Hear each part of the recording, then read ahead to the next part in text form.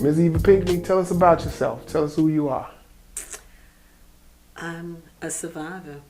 Right now, I've just completed writing part 2 of Crazy as This Crazy Does. I just self-published in June of this year, 2022. I actually was working at a law firm, and I decided... Hold on. Wait. Before you get... So you're saying part 2. Tell us about part 1. And tell us indirectly, show us what you have. If you already... Is that... Yeah. What? Show us. Okay.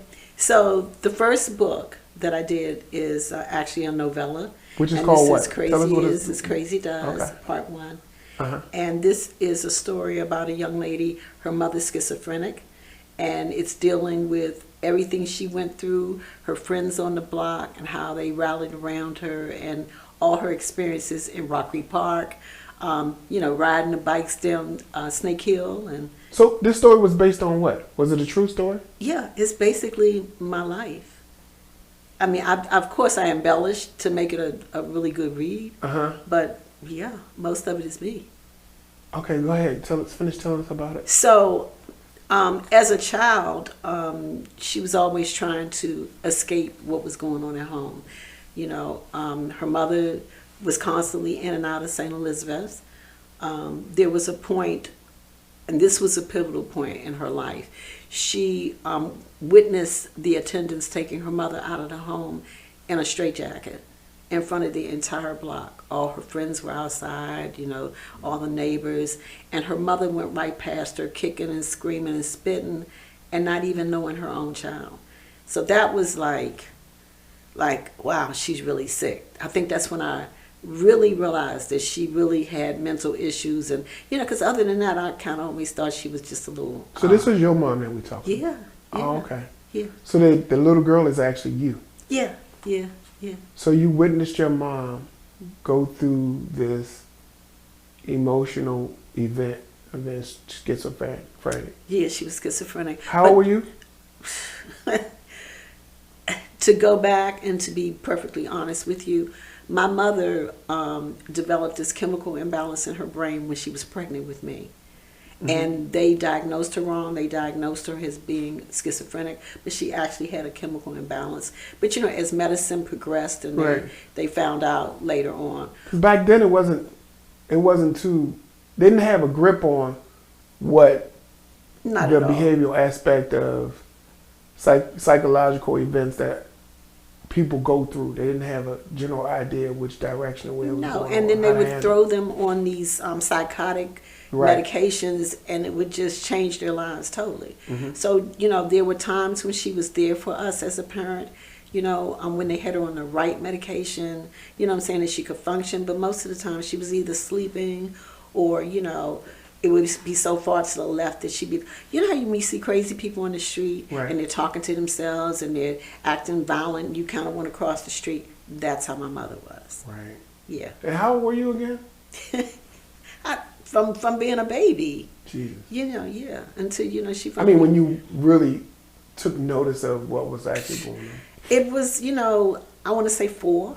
Okay. That I really noticed that it got to the point when I was in elementary school that she always wanted to walk me to school, and I was like, I don't need you to walk me anymore, right. because of what you were feeling. Yeah, I didn't want other people to see, mm-hmm. what was going on. So. Okay. Finish telling us more about the book, the part 1. So this actually. It talks about the card parties that my parents used mm-hmm. to have, and this is when she was, I always say in her right mind, because otherwise she was totally off to an extreme. So when she was in her right mind, and they would have the card parties, I didn't like that because they didn't pay attention to me. Right. It was like, can I get some water? Can somebody give me? Can I? It was always like, okay, pushing me to the side. For attention while she was. Yeah, why right. they playing cards? So to this day, I don't play cards. That's how it affected me. I was like, wow. So people are like, you play tunk, you do, but I'm not. It doesn't excite me, or no. Okay, that's. I get it. I totally understand what you're talking about. So when you said What was your terminology? You said you self wrote. I self-published. You self-published. Explain to the people what self-published is. Okay, self-published is when you actually publish yourself. Right. You don't go through a publishing house or whatever. And people don't always give it the recognition that it deserves because you don't go through a publishing house. You know, anybody can self-publish. Right. If you wanted to write a book about those walls, you know, you can put it out there. Whether people buy it or not is another thing. Right. But I believe in me and I believe in my writing. So I knew I had something. I knew I had a story. And the only reason that there's a part 1 is because my brother, God bless his soul, just turned 80 last month. He called me up one day and said, can you just put a period at the end and, you know, put this out there so I can read something before I die? I was like, why did he put this pressure on me? This is how I came about with the novella. How many pages is It's extremely short. It's like 86 pages. Okay. So, you know, you can read it in the evening if you really wanted to just. I only asked because my brain is ticking for something else. But So most people hadn't even heard of a novella. They're like, what's a novella? I said, it's when you put a short body of work out there. right. Yeah. That's dope. Tell us about part 2. Okay, part 2. This one right here is, oh, and I need to mention, both my covers were done by the artist Demont Pender. Demont is well known in Washington, D.C. He's done pictures of all the celebrities. He's done a lot of murals. And a lot of times when our young people get killed, he'll go to the funerals and present the parents with, you know, his version of, you know, the person that ended up being killed. And so he's been on, you know, Fox 5 and Channel 9 and Yeah, you know. I think you gave me his information. Oh, before. he is the most humble. I love this man like a brother. You know what I'm saying? And I explained to him what the book was about, and he put it all right here on this cover. Right there on the Yeah. So I'm very proud of this. But I'm getting rave reviews about this book, but I think it's because I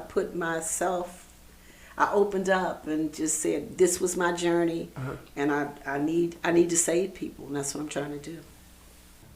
So how did you overcome everything that you were actually going through?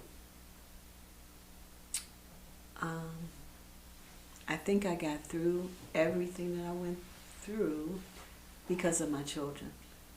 They were always my incentive to not go over the edge. But I think that every time I got ready to go over the edge, God snatched me back. Yeah. Because I've lost all my best girlfriends from that era. They're all dead. But I'm still here. Right. So it's like, why? I got to be here for a reason. So completing these books, I'm ready to move on to the next step. It's got to become a TV series. You know, because I got too many stories, too much to tell. And they're interesting stories because whenever I talk, people are like, really? What? You know, so. With all that you've actually been going through, what kind of effect do you actually think that it caused on your children? Do you still think it has an effect on you, who you are today? How does it help you to move forward and to become a better you now? The books were therapy for me. You know, I never went to get professional help. Mm-hmm. And in writing the books, I cried, I wrote, and it was a healing process for me.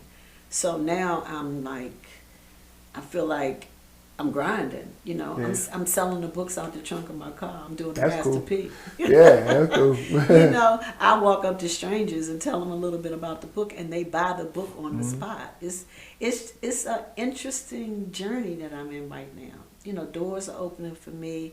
People like yourself, you know, invited me to come here and do this. I feel special. Well, you are.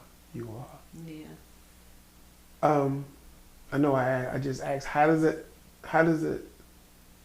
or does it still affect your kids up until the day today? Yeah, you know, I have conversations with them, and they tell me because I was wilding out, Mm-hmm. you know, when I was ripping and running the street, and how um, a lot of things I was cold because I disliked my ex-husband to the point that it just made me cold because I went through the domestic violence, Mm-hmm. you know, so he would beat me. He would beat me if I looked at him wrong, you know, but he was on drugs. Yeah.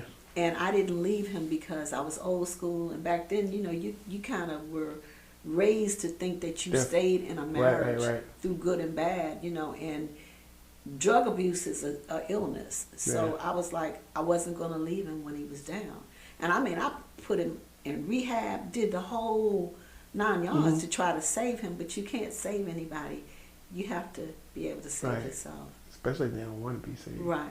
Thank But he's you. turned his life around, you Okay. know, and I'm very happy for that my kids get to see their dad, you know, be the person that I fell in love with Right. back then. That's cool. So, in your point of time in your life, when did you realize that you had that specific moment? How did it affect you, and what were you doing? I just finished reading Sister Soldier's Coldest Winter Ever, and I said, I got a story to tell. I can do this. And that's when I, you know, was like, I'm going to write a book. I went to my father and I said, I'm going to write a book. And he said, you know, as long as you change the names. Yeah. So he knew exactly what you was trying to do. As long as you change the names.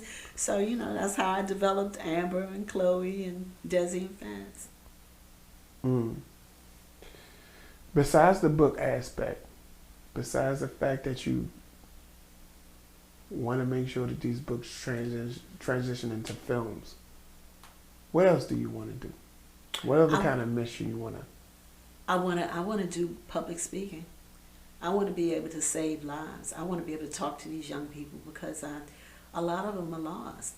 And I don't think everybody now is afraid to approach these kids, you know, because they're so disrespectful. But what people need to realize is that a lot of these children come from homes that are, their fathers are locked up. I mean, and I'm talking Broken about homes. locked up Yeah. for 20 years. The mothers got on crack, you know, back in the 80s. These kids are either raising themselves, they've never been nurtured, they don't know what love is. And so they act out. That's why they can kill someone and just act like it's nothing. They have, you know, they don't have that same love that we came up with. The support system. Yeah, We had a different support system when we were growing up. definitely. Yeah, it was, the support system was. Because you remember when you could walk down the block and Miss Right. So-and-so, Right. you know, might snatch you up and Right. beat you and then Right, call your right, mother yeah. and tell you, you know, It's she did different. such and such, and you get another beating when you get home. The support system is so different from back then and now. It's just, you got kids trying to raise kids. Yes. And that's the hardest thing that you could. And it's hard for me to watch that because I'm so used to, a lot of the younger kids call me mom, you know, but now my younger kids and they're grown men and, Right. you know, but it's the younger ones that are coming up that I feel like they're so lost and I just want to be able to reach out and touch and talk to them. And like I said, you know, for me, go-go means everything to me. What does it mean to you now? It means the same as it did back then. If I could still go to the go-go and feel like I wouldn't, you know, stand out Right. just because when I'm down, I can put on Chuck and it lifts me. It lifts you up. It It's like a lifts sense me. of therapy. You know, right now I'm on Backyard, like, you know, Big G. For real. Yes, yes. So every time Ronald Moulton has an event, you Uh-huh. know, they're free, I'm there, you know. That's cool. And he allows me to network and sell my books at his events, and he'll do That's me cool. like this. You know, I just got so many people that are just like, yes. And my books are in the Library of Congress, and I'm talking about go-go. That's where I was going to ask you, like, where are your It's- books located now? Well, you meant as far as where you can purchase them? Right. I have a website. It's www.talkingparrotmedia.com. Okay. You can get them from my website. I'll sign them and ship them out to you. That's They're cool. also on Amazon. I don't like to talk about the Amazon piece that much because they take too much of my money. Well, you know what? I'm going to talk to you afterwards. Okay. Afterwards. Yeah. Okay. If you had an opportunity to talk to the old you, what would you tell her?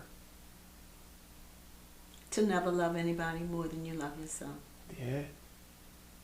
That'll do it. You're absolutely right. Where you gotta love yourself before. You gotta love self over. You have to have a sense of who you are to move forward in this world. Because if you don't have an understanding of who you are and where you're going, you can't express nothing. You can't say nothing. You can't tell nothing. You can't give advice. You can't receive information. You gotta have an idea of who you are and where you want to go. Not physically, but just in a direction where you need to go. And I always tell people that through my books that I feel like I'm painting a picture with my words. Yep. That's how I want to be able to write, so that people can see everything. If I describe that wall, I want to tell you the colors, the signs, what they said, what it meant to me. I like to see things come alive on the page. I'm going to jump back on something. Your parents, where are your parents from? My mother was from Stony Creek, Virginia, and Okay. my father was from Dinwiddie, Virginia. And they, I had older brother and sister that they left in the country so that they can come to D.C., get jobs, and Right. save money so that they could buy a house. My father was the first black man to purchase a house on that block at Kansas and Allison. I remember that house. You know, and he was very proud of that. He would talk about that all the Right. time. Wasn't that a big white Cadillac outside or something all the time? That's yeah. There's an older Cadillac. That's Yeah. exactly- I right, remember right, walking right. by that house. Yeah, but my father, they went to work for people in Georgetown, Right. and my father was the chauffeur, and my mother was the cook and the Okay. babysitter. And through that, they were able to save enough money, get their kids, buy a house, and then he ended up working at the World Bank. He Okay. drove for the president of the bank, and he stayed there for 45 years. Wow. And he stayed married to my mother for 56 years. He never left her through her illness, That's loyalty. which was all of my life. That's loyalty. He loved his children too. You know, he wasn't going to see us do bad, not at all.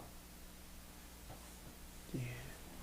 So if you had a chance to work with some people, as far as like, let's just say thinking out of the box, with your book transitioning into a movie, who would you want to play what characters? You know, the young lady, she's young, Zendaya.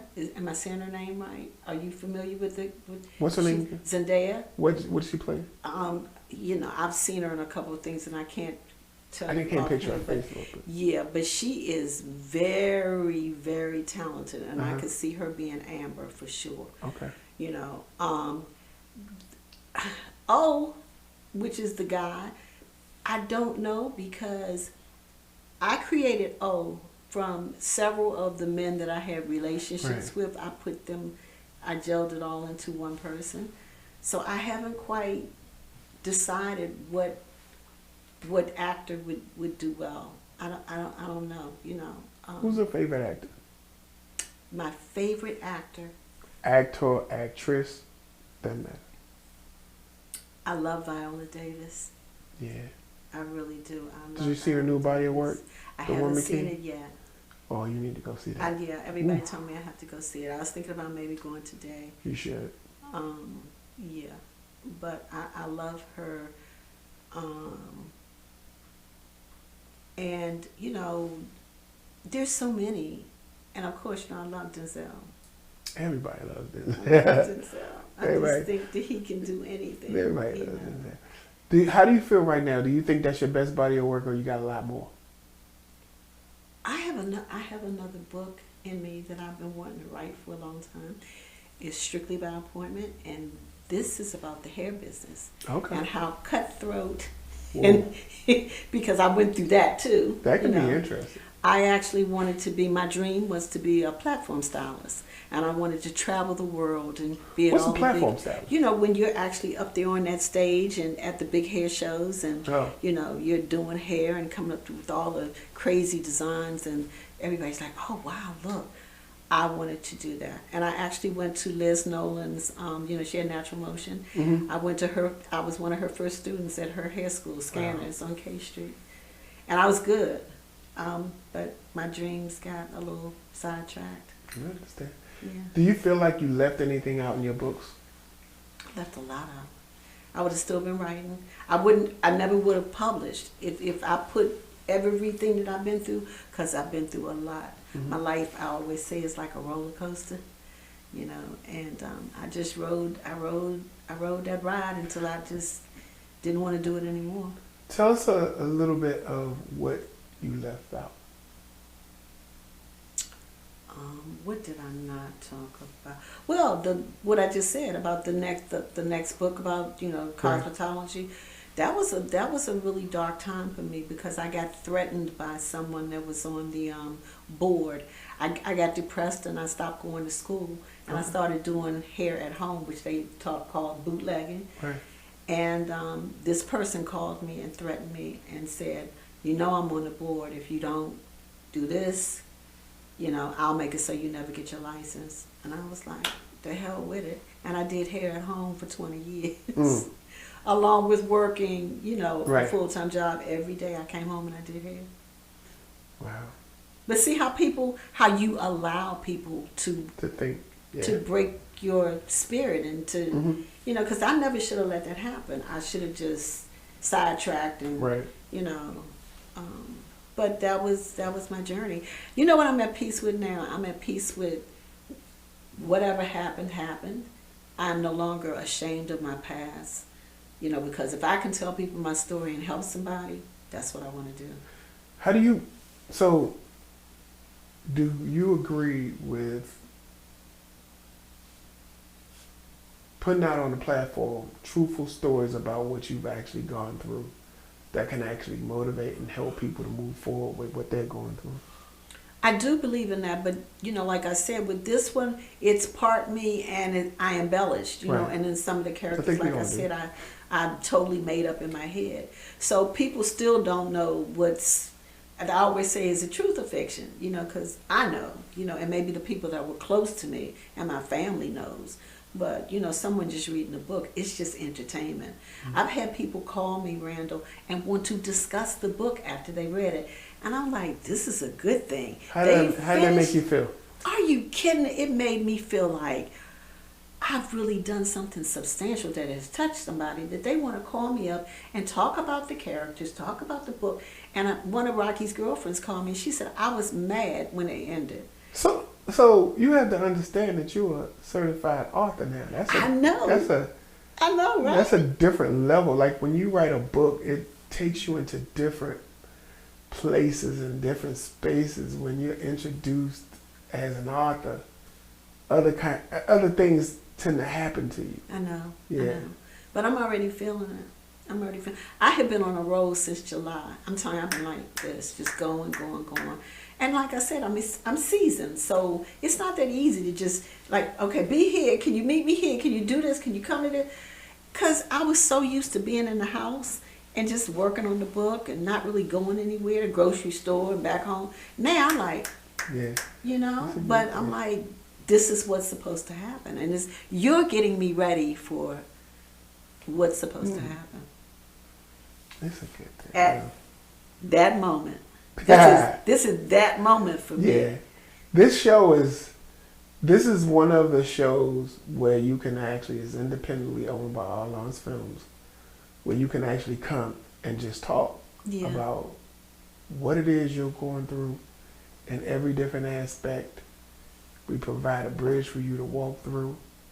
And when you get on that other side, you can say and do whatever it is you want to say. Yeah. So right now is your platform. You're on the other side of the bridge. Talk. I'm definitely on the other side of the bridge. Talk it out. Whatever it is you want to say. Have it is. I remember, you know, when I really put forth an effort to change my life. My grandkids were born, and they were 6 months apart. And I used to cuss like a sailor. So when they were born, I said, "Oh, I gotta stop cursing, because they're gonna blame me for the kids cursing." So I stopped. I mean, it's like one day, and this was a while ago, when I really decided that I was gonna change my life. I looked in the mirror, because for years I had been glancing. You know, just quickly, your hair okay, you okay. This time I looked in the mirror and I didn't like the person that was staring back at me. Yeah. And I said, okay, this is where I have to put in the work to change. And then I just stopped being, because I was mean, but it's because I had been beat. Hurt. You know, I've been really hurt. You know, my husband cheated on me. And you know, I'm not saying that, you know, because you're attractive or whatever, that a man shouldn't want to venture out with another one. But I was like, why? I got everything going, you know, and I could cook. So it's like, why would this man want to just continue? Right. He was a habitual cheater. It's like but I think the drugs had a lot, you know, it's like he went to whatever was going to be advantageous. He was in a relationship with a woman while we were still married. She and I were pregnant at the same time. Ooh. So can you imagine how that affected me? Everybody was talking, and so at 7 months, I decided to follow him one night, and I snuck up on him down his mother's. He had taken a shower and changed clothes. I jumped on him and started fighting him. The baby started coming early. Ooh. They had to put me in the hospital, put me on bed rest. You know, and people were still talking, coming to see me, still talking. And I said, don't worry, I'm going to take care of all of this after I had this baby. And it was a hard time in my life. That's when I first went on welfare. Because you know how that's what welfare really is supposed to be for. Right. When you're working and you fall on hard times or for whatever. So I couldn't work. I got a welfare check. Well, the welfare check, Randall, was not enough to even cover my car notes. So it was like, I have kids. I'm pregnant. I had a kid. It's like, I got to figure something out. Yeah. And that's when I started all that watching my husband street thing. It all kicked in. And I started making things happen. Pregnant, on bed rest, you know, going down the steps when I shouldn't, serving people. I was in survival mode. You know, but I went through all of that to make me exactly who I am today. You know, and I've worked for doctors, I've worked for lawyers, and I was just a bright light to them. It was just, because through it all, I still was very dedicated to my job and growth and my work ethic and getting promotions. Can you imagine? I'm lunching, but I'm still doing things on my job. You know, if your granddaughter would actually look up into your eyes, tell me, who would she see? Or grandkids, who would they see? A strong woman. And the thing about me and my relationship with my grandkids, I tell them about my story, because I don't ever want anybody to walk up on them and be like, oh, you know, your grandmother. They know it. Yeah. So nothing can hurt them. Not about me. That's cool. So with this show again allows us to speak freely. Is there anything you want to ask me? Oh, I got 1,000 questions for you. But I just think that, you know, your thing with me is I text you and you go, Miss Pinkney, didn't I tell you don't text me, call me? And I go, Randall, I don't want to bother you because I know you're busy. And you repeat it back to me. Didn't I tell you don't text me, call me? I'm 52 years old. I'm not a texter. That's like that young generation. I see them, they have a whole conversation in 15, 20 seconds. I'm not that. I need you to pick up the phone and communicate with me. Tell me what it is that you want to talk about. I'm not. Yeah, I have questions for you. Like you said, I'm in my own way right now with the script. Yeah. And my brother has purchased that final draft for me, so I have top of the line. So there's no reason why. But I'm like, okay, let me finish this book over here, because I need to do things, you know, because I compartmentalize. And so when I finish the book, then I'll be ready to work on the script. So with that, So people always think when you're trying something new, that failure piece, the scared of the failure piece kicks in and it prevents you from moving forward. Right. Sometimes you need that piece to help you to understand which direction where you really need to go. Sometimes it's good to fall on your face. I totally understand Right. that. It's just that with me writing the script, I don't want this to take years. I might not have years left on this earth. You know what I'm saying? So it's like, even don't block your blessings, because now it's on you. It's on me again. Everything is on you for being independent. You're independent. You don't have somebody that's telling you, I'm going to give you $2 million and I need this deadline. I need this done by such and such and such and such and such and such and such. That's pressure. You're independent now. You can sit right here, and not to say you can take as long as you need, but it's okay for you to make the mistake. If that's what you think that you're going to do, it's all right, because the mistakes is not going to do anything but enhance you to want it even more. Right. And don't want to even, because eventually you're going to get tired of making mistakes. But I'm already tired of making mistakes. That's why I want to do it right. And that's what I read, that you need to get it right the first time. Because you don't have the time to waste. Right. I really don't have the time to waste. Especially if you know you don't have the I'm time. trying to leave a legacy for my children and my grandchildren. I'm doing it with this, but I want to leave some monetary. I get it. Because we don't get that. We don't get that to pass down. I was lucky enough, my father left us like 96 acres of land in the country. That's cool. And we might not be able to do anything with it in our lifetime, my brothers and sisters and I, but that's something that we can pass down to our kids. Who's to say what might happen 30 years from now? So my father always said, you gotta have a piece of land. Are you in the space where you want to be in your life with the books? Are they doing what they're supposed to be doing? I'm hustling. Right. Just got a different product. So right. I'm back in that mode of thinking. So I never leave home without them. Yeah, that's a good thing. Like I said, I'm selling them out the trunk of my car. And I've even reached out to, I met a gentleman on No Limit. Okay. And I gave him my books and I said. Who was that? He's on Instagram as Turn? Big. Oh. Big. It might be. Terry Miles? Well, no. Is he from DC? No, this gentleman. Atlanta. I got him in my phone. I'll have to tell you exactly.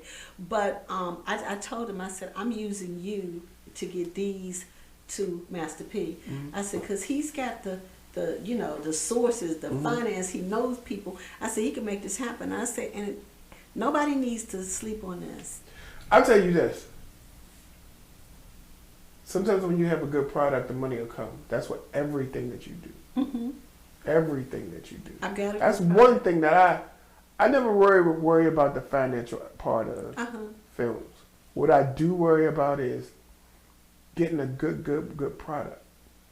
That's what I do worry about. That's why I'm hesitant to a certain degree with just putting out anything. I know. You know what I mean? I know. It's almost like I gotta find what it is that I know that'll be extremely. By being an independent filmmaker, you can't just do good. You have to do extremely well. I know. To get where you need to get. And then you haven't even mentioned that my granddaughter was in one of your films. This is all about. This is all about you. me. Yeah. No, I think that needs to be talked about because you inspired her acting abilities.